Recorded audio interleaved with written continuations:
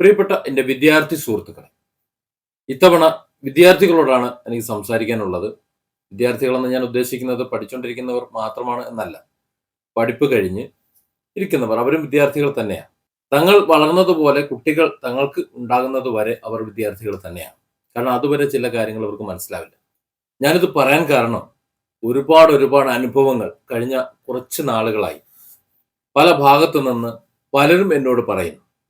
നിങ്ങളെപ്പോലെ കുട്ടികളായിരുന്നവർ അവർ വളർന്ന് അവരുടെ മാതാപിതാക്കൾ അല്ലെങ്കിൽ അവരുടെ രക്ഷിതാക്കൾ അധ്യാപകർ അവർ എന്തൊക്കെയാണോ വഴി കാണിച്ചു കൊടുത്തത് ആ വഴികൾ നോക്കാതെ അവരെ ധിക്കരിച്ചും അവരെ അപമാനിച്ചും അവരോട് ആക്രോശിച്ചുമൊക്കെ കടന്നുപോയവർ ഇന്ന് അവരെങ്ങനെയാണ്, എല്ലാവരും അങ്ങനെയാണ് എന്നല്ല, പക്ഷെ ഇന്ന് അവരെങ്ങനെയാണ് ജീവിക്കുന്നത് എന്ന് പറയുന്നത് കേൾക്കുമ്പോൾ വളരെ ഒരു പ്രയാസം തോന്നി.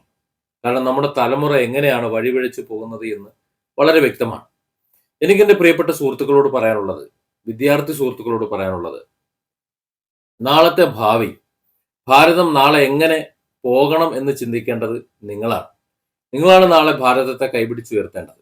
അത്ര വലിയ ഉത്തരവാദിത്തമുള്ള ഈ വിദ്യാർത്ഥി സമൂഹം ലഹരിയിൽപ്പെട്ട് മയക്കുമരുന്ന് ലോബിയുടെ പിടിയിൽപ്പെട്ട് ജീവിതം നശിപ്പിച്ചു കളയുമ്പോൾ ഒരു തൽക്കാല ശാന്തിക്ക് വേണ്ടി ഏതാനും മാസങ്ങൾ അല്ലെങ്കിൽ ഏതാനും വർഷങ്ങൾ ലഹരിയിൽ ആറാടി അറുമാദിക്കാൻ വേണ്ടി ചെലവഴിക്കുമ്പോൾ നിങ്ങളുടെ ആ കാലഘട്ടം കഴിഞ്ഞ് നിങ്ങൾ ജീവിച്ചു തുടങ്ങുമ്പോൾ നിങ്ങൾ എങ്ങനെയാണ് എന്ന് ആലോചിക്കാൻ അവർ പോലും നിങ്ങൾക്ക് അവസരം തരുന്നില്ല എന്നത് കൂടി നിങ്ങൾ മനസ്സിലാക്കണം.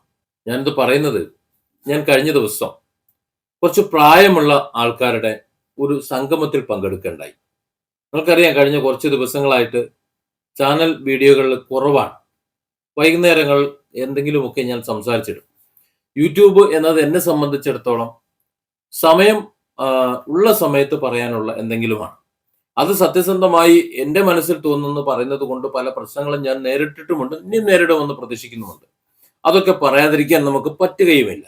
എനിക്ക് നിങ്ങളോട് പറയാനുള്ളത്, ഷൈൻ ടോം ചാക്കോ അദ്ദേഹം ലഹരി ഉപയോഗിച്ചിരുന്ന ആളാണ്. അദ്ദേഹം അല്ലെങ്കിൽ അദ്ദേഹത്തെ പോലെയുള്ളവർ എന്തുകൊണ്ടാണ് ലഹരി ഉപയോഗിക്കുന്നത്, കലാകാരന്മാർ എന്തുകൊണ്ടാണ് ലഹരി ഉപയോഗിക്കുന്നത് എന്ന് ഇൻഡിവിജ്വലിസ്റ്റിനെ കുറിച്ച് സംസാരിക്കുന്ന എൻ്റെ മറ്റൊരു വീഡിയോയിൽ ഞാൻ വളരെ വിശദമായി പറഞ്ഞിട്ടുള്ളതുകൊണ്ട് ഇവിടെ അത് പറയുന്നില്ല. നമ്മുടെ സമൂഹത്തിൽ വസിക്കുന്ന, നമുക്കിപ്പം വസിക്കുന്ന ഒരു വിഭാഗം അവർ ലഹരി ഉപയോഗിക്കും. പക്ഷെ ആ ലഹരി അവരെ തളർത്തുകയോ അവരതിന് അഡിക്റ്റായി മറ്റെന്തെങ്കിലും ആയി മാറുകയോ പിന്നെ അവരുടെ സമൂഹത്തിന് ഒരു ശാപമായി മാറുകയോ വീട്ടുകാർക്ക് ഒരു ശാപമായി മാറുകയോ ഒന്നും ചെയ്യില്ല. അവർ സാധാരണ ഒരു ആനന്ദത്തിന് വേണ്ടി അല്ലെങ്കിൽ അവരുടെ ക്രിയേഷന് വേണ്ടിയിട്ട് ലഹരി ഉപയോഗിക്കുന്നു. അങ്ങനെയുള്ളവരെയാണ് നമ്മൾ ഇൻഡിവിജ്വലിസ്റ്റ് എന്ന് വിളിക്കുന്നത്. അത് അതിര് കടക്കുമ്പോഴാണ് അതിന് അഡിക്റ്റ് എന്ന് പറയുന്നത്. കവി അയ്യപ്പനൊക്കെ അതിര് കടന്ന വിഭാഗത്തിൽപ്പെട്ടതാണ്. ഓടയിൽ കിടന്നാണ് മരിച്ചതെന്ന് നമുക്കറിയാമല്ലോ, എത്ര പ്രശസ്തി ഉണ്ടെങ്കിലും. അപ്പോൾ ലഹരി ഉപയോഗിക്കുന്നത് ഏത് തരത്തിലായാലും അത് അപകടം തന്നെയാണ് എന്ന് തെളിയിക്കുന്നതാണ് അയ്യപ്പന്റെ തന്നെ ഒരു അനുഭവം എന്ന് പറയുന്നത്, നമ്മുടെ മുന്നിൽ വെച്ചിട്ടുള്ള അനുഭവം. ലഹരി ഇന്നത്തെ കാലത്ത് എങ്ങനെ ഉപയോഗിക്കണം, അല്ലെങ്കിൽ ലഹരി എന്താണ്, സിന്തറ്റിക് ഡ്രഗ്സ് ഒക്കെ വലിയ അപകടമാണ്. ജീവിതം തന്നെ നശിപ്പിക്കുന്ന, നമ്മുടെ മാത്രമല്ല മറ്റുള്ളവരുടെയും ജീവിതം നശിപ്പിക്കുന്ന വലിയൊരു ദുരന്തമാണ്. ആ സിന്തറ്റിക് ഡ്രഗ്സ് ഒക്കെ എങ്ങനെയാണ് ഉപയോഗിക്കുന്നത്, ആ സിന്തറ്റിക് ഡ്രഗ്സ് ഒക്കെ ഉപയോഗിച്ചുകൊണ്ട് വളരെ വിഷമകരമായ സന്ധിയിലൂടെ കടന്നു പോകുന്ന ഒരുപാട് പേരുണ്ട്. ഇപ്പോൾ ഷൈൻ ടോം ചാക്കോയെ സംബന്ധിച്ചിടത്തോളം അദ്ദേഹം ലഹരിയിൽ നിന്ന് മുക്തി നേടാൻ ആഗ്രഹിച്ച ഒരാളാണ്. അദ്ദേഹത്തിന്റെ സുഹൃത്തിനോട് പറഞ്ഞ ഒരു വാചകമുണ്ട്, എന്റെ പിന്നാലെ നടന്നുകൊണ്ട് എന്റെ അപ്പൻ പോയിടോ എന്ന് പറയുമ്പോൾ ഷൈൻ ടോമിന് അറിയാം താൻ ലഹരി ഉപയോഗിക്കുന്നുണ്ട്, ഇപ്പോൾ അതിന് ഏകദേശം അഡിക്റ്റ് ആയിട്ടുണ്ട്, തനിക്കിൽ നിന്ന് മോചനം കിട്ടുന്നില്ല എന്ന്. അപ്പോൾ തന്നെ സ്നേഹിച്ചുകൊണ്ട് തൻ്റെ കൂടെ തന്നെ നിയന്ത്രിച്ചുകൊണ്ട് അല്ലെങ്കിൽ താൻ വേണം എന്ന ആഗ്രഹത്തോടെ തൻ്റെ പിതാവ് എപ്പോഴും ഉണ്ട് എന്നുള്ളൊരു ബോധം ഷൈനിനുണ്ട്. ഷൈൻ്റെ ചികിത്സയുമായി ബന്ധപ്പെട്ട് പോയപ്പോഴാണ് ഒരു അപകടം ഉണ്ടായതും അപ്പൻ മരണപ്പെടുന്നതും. ഇത് ഒരു അടയാളമാണ്. നമുക്ക് പിന്നീട് ഒരിക്കലും തിരുത്താനോ അല്ലെങ്കിൽ നന്നായാൽ കൂടി നമ്മുടെ മനസ്സിന് സമാധാനം ലഭിക്കാനോ പറ്റാത്ത വിധം പലരും നമ്മളിൽ നിന്ന് നഷ്ടപ്പെട്ടു പോകുമ്പോഴാണ് അതിന്റെ യഥാർത്ഥ ഒരു ദുരന്തം നമ്മൾ അറിയുന്നത്. ഞാൻ എൻ്റെ പ്രായത്തിലുള്ളവരും ഒരല്പം പ്രായം കൂടിയവരുമായി കഴിഞ്ഞ ഏതാനും മണിക്കൂറുകൾ സംസാരിക്കുമ്പോൾ എനിക്ക് മനസ്സിലായത്, ഈ പറഞ്ഞവരൊക്കെ ലഹരിയുടെ ആവിർഭാവ കാലത്ത് കുറച്ച് ബുദ്ധിമുട്ടിച്ചവർ തന്നെയാണ് തങ്ങളുടെ മാതാപിതാക്കളെ. നമുക്കറിയാം, കുറച്ച് വർഷങ്ങൾക്ക് മുമ്പ് ഒരു 7 മണിയൊക്കെ ആയിക്കഴിഞ്ഞാൽ, വൈകുന്നേരം 7 മണിയൊക്കെ ആയിക്കഴിഞ്ഞാൽ വീട്ടിലേക്ക് എല്ലാവരും എത്തും. രാവിലെ വീട്ടിൽ നിന്ന് ചായ കുടിക്കും. ഉച്ചയ്ക്കുള്ള ഭക്ഷണം വീട്ടിൽ നിന്ന് കൊണ്ടുപോകും. ഹോട്ടൽ ഭക്ഷണം ഇല്ല. ഹോട്ടൽ വളരെ റെയർ ടു റെയർ ആണ്. കുട്ടികളൊന്നും ഹോട്ടൽ ഫുഡ് കഴിക്കാറില്ല. വീട്ടിൽ നിന്ന് പൊതിച്ചോറ് കെട്ടിപ്പോകും. ഇനി അഥവാ ഒന്ന് സാമ്പത്തികമായി അല്പം ഉയർന്ന ആരെങ്കിലും ആണെങ്കിൽ എന്തെങ്കിലും 10, 20, 50 എടുത്ത് കയ്യിൽ വെച്ച് കൊടുക്കും. അതും കൊണ്ടുപോകും. 10 രൂപയേ ഉള്ളൂ ഒരു ഊണ് എന്ന് പറയുന്നത് അന്നത്തെ കാലത്ത്. പിന്നെ വൈകുന്നേരം ഒരു 7 മണിയായി കഴിഞ്ഞാൽ വീട്ടിലേക്ക് കയറണം. ഒരു 7:30 മണിയോട് കൂടി വൈകുന്നേരത്തെ അത്താഴം കഴിക്കും. അത് കഴിഞ്ഞ് ഒരു 8 മണി, 8:30 മണിയോട് കൂടി ഉറങ്ങും. ഇതായിരുന്നു പഴയകാല ജീവിത രീതി എന്ന് പറയുന്നത്. എന്നാൽ പിന്നീട് ഇത് മാറി. രാവിലെ ചായ കുടിച്ചെങ്കിൽ കുടിച്ചു. മറ്റെവിടെയെങ്കിലും കുടിക്കാമെന്ന് പറഞ്ഞ് ഇറങ്ങി. വീട്ടുകാർക്ക് അത് സൗകര്യമാണെന്ന് തോന്നി. പിന്നീട് ഉച്ചയ്ക്ക് എവിടെന്നാണ് ഭക്ഷണം കഴിക്കുന്നത്, എവിടെയാണ് എന്ന് അന്വേഷിക്കാതെയായി. വൈകുന്നേരം കൂട്ടുകാരോടൊപ്പമായിരുന്നു, അല്ലെങ്കിൽ മറ്റെവിടെന്നെങ്കിലും കഴിച്ചു എന്ന് പറയുമ്പോൾ കുട്ടികൾ തങ്ങളിൽ നിന്ന് അകന്നു പോകുന്നത് അവർ ശ്രദ്ധിച്ചില്ല. മാതാപിതാക്കൾ തങ്ങളെ കടിഞ്ഞാണിട്ടില്ല എന്നാണ് അവർ പറയുന്നത്. അതായത് ഒരു 10, 40, 30 വർഷത്തിന് മുമ്പാണ് സത്യത്തിൽ ഈ കടിഞ്ഞാണ് പൊട്ടിപ്പോയത്. അതിനു മുമ്പ് പൊട്ടിപ്പോയിട്ടില്ല. അതിനു മുമ്പ് അധ്യാപകരുടെ കയ്യിൽ വടിയുണ്ടായിരുന്നു. രക്ഷിതാക്കളുടെ കയ്യിൽ കൃത്യമായി അതിനുള്ള മരുന്നുണ്ടായിരുന്നു. നിയമങ്ങളും അതുപോലെ തന്നെയായിരുന്നു. ഇപ്പോ അതല്ല. ഇപ്പോ അധ്യാപകർ കുട്ടികളുടെ വഴിപിഴവ് കണ്ട് എന്തെങ്കിലും ഒന്ന് പറഞ്ഞാൽ പോക്സോ കേസിൽ അകത്തു പോകുന്ന ഒരു സാഹചര്യമാണ്. ഇനി അതിനെക്കുറിച്ച് ആരെങ്കിലും സംസാരിച്ചാൽ അവരെ കൂടി പിടിച്ചകത്തിടുന്ന ഒരു സംവിധാനവും സാഹചര്യമാണ് ഇപ്പോൾ ഉള്ളത്. അതുകൊണ്ട് തന്നെ കുട്ടികൾ വഴിപിഴച്ചു പോയാൽ ആരും തന്നെ അത് നിയന്ത്രിക്കാറില്ല. അത് പോയി പിഴയ്ക്കട്ടെ, അല്ലെങ്കിൽ അവൻ പോയി നശിക്കട്ടെ എന്നാണ് കരുതുന്നത്. ഈ സാധുക്കൾ പറഞ്ഞത്, ഞങ്ങളുടെ അപ്പനമ്മമാർ ഞങ്ങളോട് പറഞ്ഞിരുന്നു, നിങ്ങൾ വേണ്ടാത്ത വഴികളിൽ പോകരുത്, മദ്യപിക്കരുത്, ലഹരി ഉപയോഗിക്കരുത്, അതുപോലെ വേണ്ട ആവശ്യമില്ലാത്ത കൂട്ടുകെട്ടിൽ പെടരുത്, നേരം വൈകി നിങ്ങൾ വരരുത്. അങ്ങനെയൊക്കെ സംഭവിച്ചു കഴിഞ്ഞാൽ ഞങ്ങളുടെയൊക്കെ വയസ്സാം കാലത്ത് ഞങ്ങൾക്ക് ആരുമില്ലാതെ പോകും. അതുപോലെ നിങ്ങൾക്കും എവിടെയും എത്താൻ കഴിയാതെ നിങ്ങളും വഴിയാധാരമായി പോകും. എൻ്റെ അപ്പനമ്മമാർ എന്നോട് പറഞ്ഞാലും ഞങ്ങളുടെ അപ്പനമ്മമാർ ഞങ്ങളോട് പറഞ്ഞതാണ്. പക്ഷെ ഞങ്ങളത് കേട്ടില്ല. ഇപ്പോൾ ഞങ്ങൾ അനുഭവിക്കുന്നത് വലിയ വിഷമമാണ്. 2-3 രീതിയിൽ ഞങ്ങൾ അനുഭവിക്കുന്നു. ഒന്ന്, ഞങ്ങളുടെ മക്കളെ നന്നായി ഞങ്ങൾ പഠിപ്പിച്ചു. നല്ല രീതിയിൽ വരെ വളർത്തി. പക്ഷെ അവർ എന്ത് ചെയ്യണം, എങ്ങനെ ചെയ്യണമെന്ന് ഞങ്ങൾ അവരോട് പറഞ്ഞില്ല. അവർക്ക് പഠിക്കാനും വളരാനുമുള്ള അന്തരീക്ഷം ഒരുക്കി കൊടുത്തു. ബാക്കിയുള്ള സാഹചര്യങ്ങൾ അവർ തന്നെ കണ്ടെത്തി. ആരൊക്കെയോ അവരുടെ സുഹൃത്തുക്കളായി, എന്തൊക്കെയോ അവർ ഉപയോഗിച്ചു. അവരവരുടെ മാർഗം തിരഞ്ഞെടുത്ത് രാജ്യത്തിന്റെ അല്ലെങ്കിൽ ലോകത്തിന്റെ പല ഭാഗത്തേക്ക് പറന്നുപോയി. ഇപ്പോ ഞങ്ങൾ ഒറ്റയ്ക്കാണ്. ഈ വാർദ്ധക്യത്തിൽ ഞങ്ങളെ നോക്കാൻ ആരുമില്ല. അതായത് ഞങ്ങൾ ഞങ്ങളുടെ ബാല്യത്തിൽ എങ്ങനെയാണോ പെരുമാറിയത്, അതിന്റെ തനിയാവർത്തനം ഞങ്ങളുടെ മക്കൾ ഞങ്ങളോട് പെരുമാറിയപ്പോൾ അത് മാത്രമാണ് ശരിയെന്ന് കരുതി അവരെ അഴിച്ചങ്ങട് വിട്ടു. അത് വിട്ടതിന്റെ ഫലമായി ഇന്ന് ഞങ്ങൾ അനുഭവിക്കുന്നു. ഞങ്ങളെ ഇന്ന് നോക്കാൻ ആരുമില്ല. ഞങ്ങൾ വൃദ്ധസദനത്തെ ആശ്രയിക്കാൻ കാത്തിരിക്കുന്നു. പണമുണ്ട്, അതുപോലെ ആവശ്യത്തിന് സമ്പത്തും പരിചാരകരും എല്ലാം ഉണ്ട്. പക്ഷെ നമ്മുടെ ഈ പ്രായത്തിൽ നമ്മൾ ഏറ്റവും കൂടുതൽ ആഗ്രഹിക്കുന്നത് നമ്മുടെ മക്കൾ, നമ്മുടെ കൊച്ചുമക്കൾ അവരുടെ ഒരു സാമീപ്യമാണ്. ഒന്നുകിൽ അവർ നമ്മുടെ അടുത്ത്, അല്ലെങ്കിൽ നമ്മൾ അവരുടെ അടുത്ത്. ഇത് രണ്ടും സാധ്യമാക്കാത്ത സാഹചര്യമാണ് ഇപ്പോൾ ഉള്ളത്. നമ്മൾ അവരുടെ അടുത്തേക്ക് പോകാമെന്ന് വെച്ച് കഴിഞ്ഞാൽ അവിടെ നമുക്ക് വേണ്ടി പരിചാരകരെ വെക്കാൻ അവർക്ക് ബുദ്ധിമുട്ടാണ്. നമ്മളെ പരിചരിക്കാൻ അവർക്ക് ബുദ്ധിമുട്ടാണ്. മാത്രമല്ല അവരുടെ സംസ്കാരം അതല്ല. അവർ പോയി പച്ച പിടിച്ചിട്ടുള്ള സ്ഥലങ്ങളിൽ അവിടെ രക്ഷിതാക്കളെ അവർ നോക്കേണ്ട ആവശ്യമില്ല. സർക്കാരാണ് നോക്കുന്നത്. അത് മാത്രമല്ല സ്വത്തുവകകളും മറ്റു കാര്യങ്ങളും ഒന്നും മക്കൾക്ക് കൊടുക്കുന്ന ഒരു സമ്പ്രദായം അവിടെ ഇല്ല. മക്കൾ അവരുണ്ടാക്കുന്നു.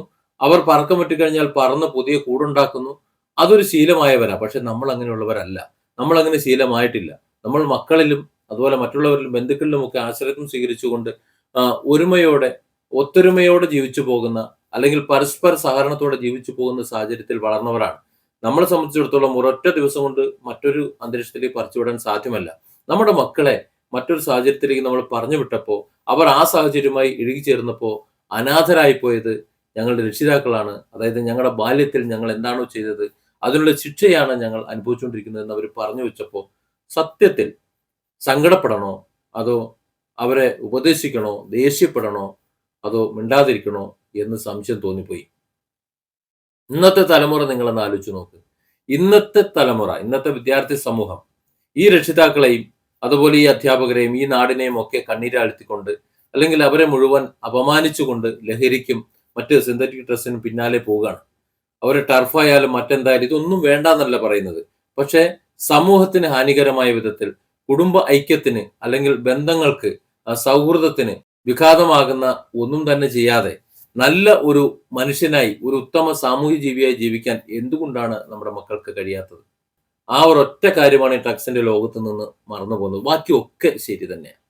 ഷൈം ടോം പറഞ്ഞു വെക്കുന്നത് അത് തന്നെ. എൻ്റെ പിന്നാലെ നടന്നുകൊണ്ട് എൻ്റെ അപ്പൻ പോയിടും.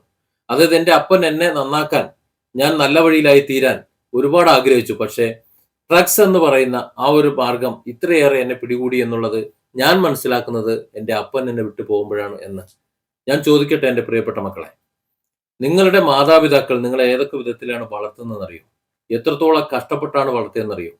ഞാൻ എൻ്റെ മക്കളോട് പറയാറുണ്ട്, നമ്മുടെ കൈവെള്ളയിൽ ഇരുന്ന്, നമ്മുടെ കൈവെള്ളയിൽ അപ്പിയിട്ട്, കൈവെള്ളയിൽ മൂത്രമൊഴിച്ച്, ഇല്ലേ, അതൊക്കെ നമ്മൾ അയ്യേ എന്ന് പറഞ്ഞൊരു തള്ളിക്കളയാൻ ഒരു അഭിമാനമായിരുന്നു അത്. തൻ്റെ മക്കളെ ഞങ്ങളാണ് നോക്കുന്നത് എന്ന്. അതുപോലെ നിങ്ങളുടെ മാതാപിതാക്കളുടെ കൈവെള്ളയിലും അവരുടെ മുഖത്തും ശരീരത്തിലും ഒക്കെ അപ്പിയിട്ട് നിങ്ങളുടെ വിസർജ്യങ്ങൾ കഴുകി അവരെ സഹിച്ച് അതെല്ലാം മക്കളുടെ ഒരു ആനന്ദമായി ആശ്വാസമായി കണ്ടുകൊണ്ട് നിങ്ങളെ സംരക്ഷിച്ചവരാണ് അവർ. നിങ്ങൾ അവരോട് ഒരു നിമിഷം ഒന്ന് ചോദിക്കണം.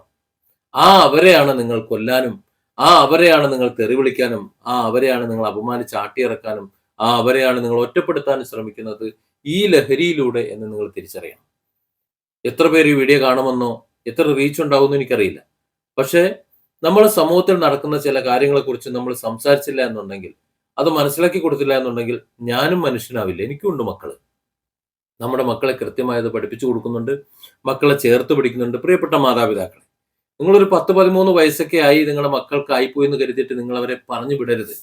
അവരെ ചേർത്ത് പിടിച്ചുകൊണ്ട് അവരെ കെട്ടിപ്പിടിക്കാനും അവരെ ആശ്രയിച്ചുകൊണ്ട് അവർക്ക് മുത്തം കൊടുക്കാനും അവരിൽ നിന്ന് മുത്തം ഏറ്റി വാങ്ങാനും ഒക്കെ കഴിയണം. ഞാൻ എൻ്റെ ക്ലാസ്സുകളിൽ, പല ക്ലാസ്സുകളിലും ഈ ഫാമിലി ക്ലാസ്സുകളിൽ പറയാറുണ്ട്, നിങ്ങൾ അപ്പനമ്മമാർ കെട്ടിപ്പിടിക്കാറുണ്ടോ എന്ന്. മക്കൾ കണ്ടുപിടിക്കേണ്ടത് പിതാവ് മാതാവിനെ ചുംബിക്കുന്നതും മാതാവ് പിതാവിനെ ചുംബിക്കുന്നതും ഒക്കെയാണ്.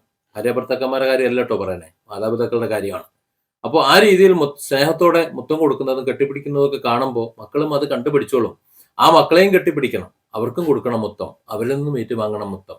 ഇത്തരത്തിൽ സ്നേഹം എന്താണ്, ഐക്യം എന്താണ് എന്ന് മനസ്സിലാക്കി കൊടുത്തുകൊണ്ട് വളർത്താൻ ശ്രമിച്ചാൽ, നമ്മുടെ മക്കളെ വളർത്താൻ ശ്രമിച്ചാൽ അവരെവിടെയെങ്കിലും പോകുമെന്ന് എനിക്ക് തോന്നുന്നില്ല.